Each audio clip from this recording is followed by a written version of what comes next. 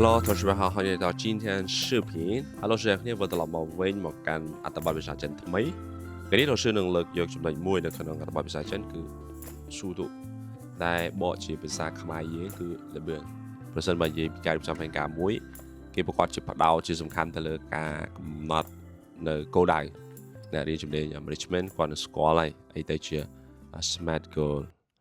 smart goal right smart goal นั่นคือหมายถึง goal ได้ smart แบบคนภาษาเช่นการแต่ smart 目标 smart 目标คือมีจุดหน่อยพร่ำสำคัญที่มวยคือ specific แต่คนภาษาเช่นการท้า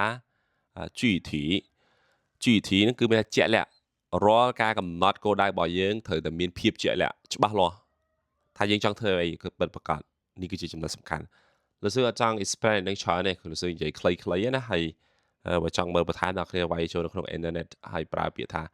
smart goal เวียนหนึ่งอาจจะดิจิทัลคล้ายนะให้ประต่อมาที่คือ measurable อาจว่าเวียนบานของภาษาเช่นการท่า可衡量นั่นหมายถึงอาจว่าเวียนบานอุทธรณ์นักเรียนจังเรียนภาษาเช่นจังเจ็บเปียภาษาเช่นนักเรียนก็นอสกรรมเพียบคนไหนแต่มาทำงานเรียนหมานเปียอุทธรณ์ทำงานเรียนปรามเปียจังมาชนะนักเรียนคนจะไปหกสิบแปดทำงานที่หนึ่งเคยทำมาปอนไปเลยมวยปอนปรามไปเลยมาเพย์ปรามเปียจังแต่จังนี่คือจุดจุดไหนมวยแต่นักเรียนจะต้องว่าเองจังบางส่วนมาชนะเขาเนี่ยนักเรียนจะบานปันนึงจะบานเปียกระดาษไม่ทาบาน50ปีเลยบางส่วนจะบานเลยนึงตัวมาปอนเชียงไงจะได้จังบาน70 80ปีเลยยังไงจังนี่คือจุดจุดไหนมวยแต่ก็ให้ท่าเชื่อ measurable และขนมภาษาเช่นกับอันท่า可衡量ที่ต้องมาชมมา有了สิ่งใหญ่จังนี่คือจุดหน่อยมวยได้ปลาในขนมภาษาเช่นโอเคจุดหมายต่อที่คือ可实现对可实现能发的什么可实现可你别可以的นะ可实现บอกมาถ้าอาจสำหรับตะบานจังรอสกรรมเพียบ่อยยังเวียดเถอแต่อาจอุทธรณ์นักเรียนเห็นแต่ขนมภาษาเช่นในขนมกับแบบชูจีนักเรียนจังที่เห็นเก้าจีเห็นการเด้ไปเจออาเย่นักเรียนจังเจ็บภาษาเช่นอย่าเป็นเปียดตัดเบ็ดตัดอาจัดไปเจออาเย่นักเรียนเธอจุดไหนเป็นดาววิสาซ้อมสลับทางการบอกการกิจสดงประตอมาเตี้ยจุดหมายที่บ้วนคือเย่ขนมภาษาเช่นการหันท้า相关性强相关性强是什么翻译啊？莫排基本上ขมายยังท่าวิจารณ์แปะปอนไปยังอ่ะจังรอสการเพียงในขนมการบอกบางอย่างนั้นเวียดแต่ตรงตัวการกำหนดเขาได้ไปยังอ่ะในขนม specific จะในขนมกำหนดจะแล้วได้ยังบางกำหนดระบบไว้นะแต่เวียแปะปอนในสการเพียงต่างๆจังถึงเมื่อtớiในขนมจำนวนต่างๆนั่งจำนวนจงกรอยและสำคัญจริงๆคือการกำหนดเปเวลียแต่สการเพียงมวยนั้นเผยกำหนดเวียในขนมปรุงได้เป็นเวลียปนาได้ยังเกี่ยวกับภาษาเช่น有时间限制你听到我说吗正基本上嚟嘅係咩 time bound OK นี่คือจุดหมายมวยได้สำคัญเหมือนกันหรือก็ limitation of time คือสำคัญแต่เลยเป็นเวลียได้มีปรุงได้จะแล้วนะรอการ achievement ในขนมMaintainer บางอย่างเป็น management function วิมี planning organizing leading controlling วิชาหน้า plan นั่นคือจะ first step บอกแกเป็นยัง prepare แต่ละ action plan หรือก็ใส่ก็ได้ยังมันต้อง focus แต่ละ strategy plan เนี่ยก็ยังมัน focus ได้คือก่อน focus แต่ละ action plan ตัวเติมทำได้คือ operational plan นั่นนะจังประกอบนะคือการยก smart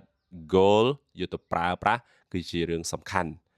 จังมีนปรามจำนวนหนึ่งที่មួយคือเปียท่า具体第二是什么可衡量第三可实现第四相关性强第五有时间限制对不对吗จังนี่คือเจสำนวนสำคัญในขนมอัตบัตแตงมูลจัง complete ตัวมือต่อนี้ในจำนวนต่อเตียนถ้าตาสูตุมีในทำไมหายกูเราเชื่อหนึ่งเลิกดาวที่สำคัญเลยเก็บต่อเตียนบ่าจังมาขับไปอยู่ยังตำเมื่อทางออกขณีบ่าโอเคนักเนี้ยอะไรยังนักเนี้ยบ้านเคยเอาแต่บอดมวยให้หนึ่งเปียในปลา អត្ថបទនេះមិនជាវែងទេខ្លីទេក៏ប៉ុន្តែសំខាន់អ្នកគ្នានឹងបានរៀនច្រើនទៅលើពាក្យនិងការប្រើប្រាស់វិជ្ជារបស់វាទី1គឺក្នុងភាសាចិនអានថាជួយឆោគឺដេញតាមឬក៏រត់តាមអូខេប្រដេញតាមអូខេចឹងពាក្យតែមួយឯក្នុងភាសាចិនអានថាsựជួយឆោ对不对吗ទី2គឺពាក្យ成功គឺជោគជ័យពាក្យនេះអ្នកគ្នាស្ដាប់នឹងច្រើនដងហើយពាក្យ成功ណាដែលគឺធ្លាប់និយាយដែរចឹងពាក្យជោគជ័យមិនមែនតល់តែបងខ្លាយទៅជាស្អីមួយទេកត្តាសំខាន់ឧទាហរណ៍ថ្ងៃហ្នឹងអ្នកគ្នាអានអត្ថបទនឹងចប់ណាហើយអ្នកគ្នាយកពាក្យយកប្រយោគទៅអាចប្រើប្រាស់បាន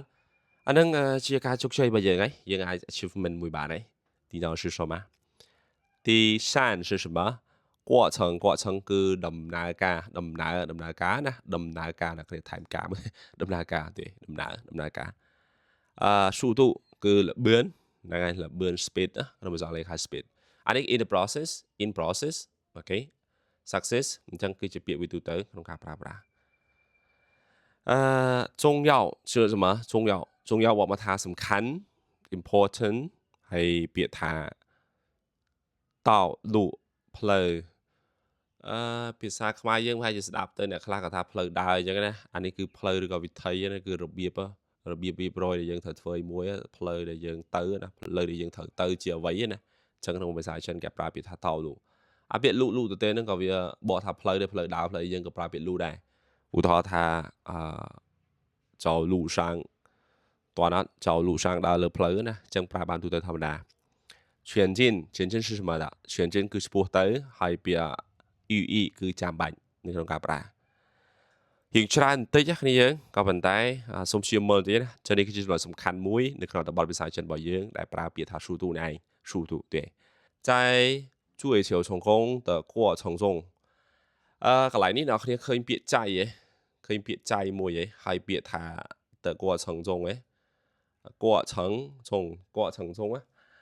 នេះគឺជាវិជ្ជាករមួយដែលយើងប្រើប្រាស់នៅក្នុងភាសាចិនបានដែរគឺនៅក្នុងដំណើរការ in the process of something ណាអញ្ចឹងអ្នកគ្នាអាចយកមកប្រើបានអញ្ចឹងជួយទៅគេដាក់ពាក្យចៃ加名词或者动词名词 OK 加的过程中对不对吗អញ្ចឹងនៅក្នុងដំណើរការមួយលោកsưអាចនិយាយខ្លីៗឧទាហរណ៍ថា在工作的过程中នៅក្នុងដំណើរការនៅក្នុងការធ្វើការងារថា学到了很多គាត់បានរៀនសូត្រជាច្រើនឧទាហរណ៍ខ្លីៗអាចយកទៅប្រើបានអត់មើលទៅអញ្ចឹងមានថាចៃនឹងបូកជាមួយនាមឬក៏អ្នកគ្នាបូកជាមួយនឹងគេហៅស័ព្ទកម្មបត្តិហើយបូកជាមួយនឹងតើគាត់ឆងចុងនេះគឺជា phrase របស់វាហើយយកទៅប្រើទៅជា pattern របស់វាហើយយល់ស្អីយ៉ាងលោកsưក៏អាចនិយាយបានថា在练习汉语的过程中នៅក្នុងដំណើរការនៅក្នុងការអនុវត្តភាសាចិនវឹកហាត់ភាសាចិនអូខេ他进步很快គាត់រីកចម្រើន进步ណាគាត់រីកចម្រើននឹងលឿនមែនតើអានេះក៏ជាចំណុចមួយដល់គ្នាប្រាច់គិតថាវាល្អមែនតើសម្រាប់ការប្រើប្រាស់របស់យើងអូខេចាឥឡូវមកខាប់ពេលយូរគ្រូទៅមុខទៀតណាអញ្ចឹងនេះគឺជាវិជ្ជាករមួយសូម take note វាហើយ practice អ្នកដែលអានមើលដល់កម្រិតហ្នឹងអាចយកទៅសរសេរនៅក្នុង comment មើលតើតែងបានអត់អូខេ速度很重要ល្បឿនវាសំខាន់ខ្លាំង但ប៉ុន្តែ方向ទិសដៅ方向ទិសដៅ更重要កាន់តែសំខាន់ល្បឿនវាសំខាន់ហើយក៏ប៉ុន្តែសំខាន់ direction តើ direction របស់យើងហ្នឹងត្រូវទៅវាមិនអញ្ចឹងឲ្យបានលោកsưនិយាយអំពីពាក្យ smart goal ណាតើ smart goal មាន specific measurable achievable ណា relevant ហើយនឹង timeable ហ្នឹងគឺជា activity ដែលអ្នកគ្នាត្រូវ detail ពេលអ្នកគ្នាត្រូវ process លើការងារមួយតើ是什么អូខេណាតទៀត则有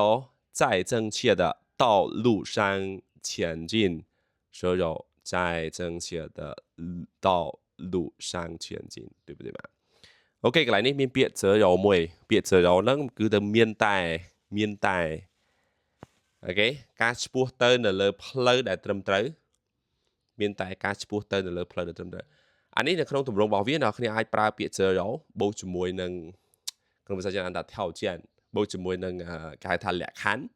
ហើយអ្នកគ្នាប្រើវាជាមួយនឹងខ្មែរមកហើយប្រើមួយពាក្យឆាយ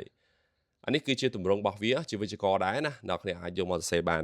អញ្ចឹងលោកsưក៏អាចយកមកឲ្យពាក្យឆាយហើយខាងក្រោយនេះគឺជាជាគួរគឺជាលទ្ធផលរបស់វា ហើយមកកណាត់ខាងនេះគឺជាលក្ខខណ្ឌក្នុងភាសាចិនគេហៅថាបែបគេហៅថា条件លោកsưអាចគូនិយាយឡើងវិញពាក្យ giờ ចាជាមួយនឹង条件ហើយខមាមកហើយប្រើពាក្យឆាយហើយប្របូរជាមួយនឹងពាក្យថាជាគាត់ខ្លីៗលោកsưអាចឧទាហរណ៍ពីវិបត្តិណាលោកអ្នកគ្នាអាចយល់បាន这有认真学习មានតែការរៀនដែល service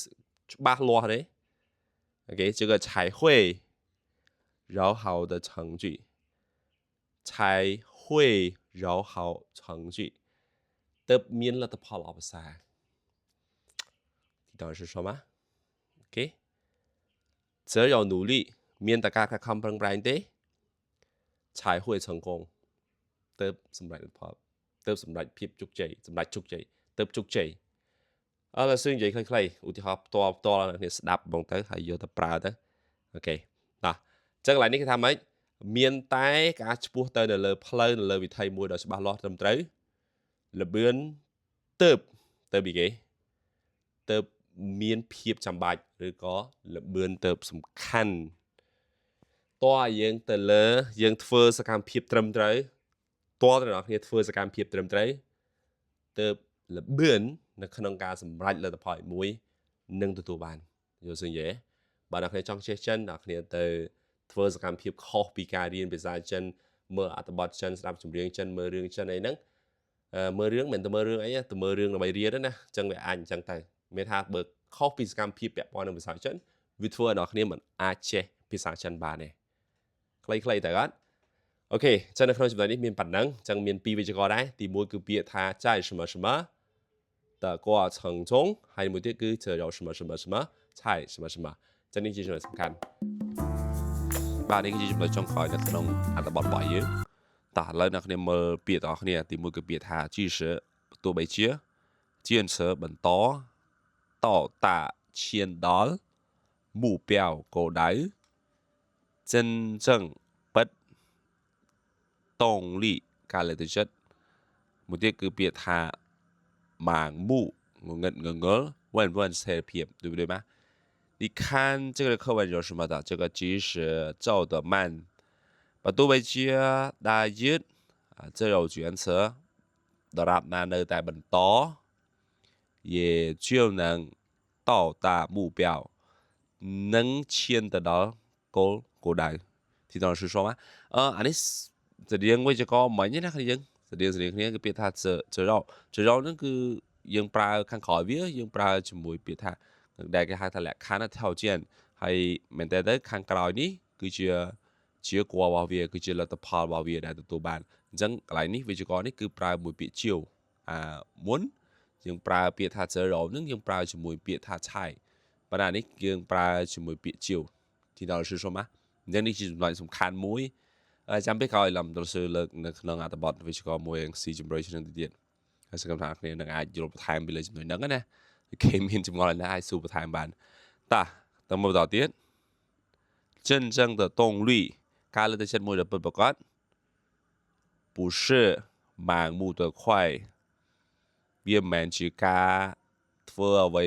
មួយដោយលឿនដោយគ្មានគោលដៅទេដោយគ្មានរបៀបរបបទេងងឹតងល់ចេះទៅពីណាអូខេអឺប៉ុន្តែគឺជា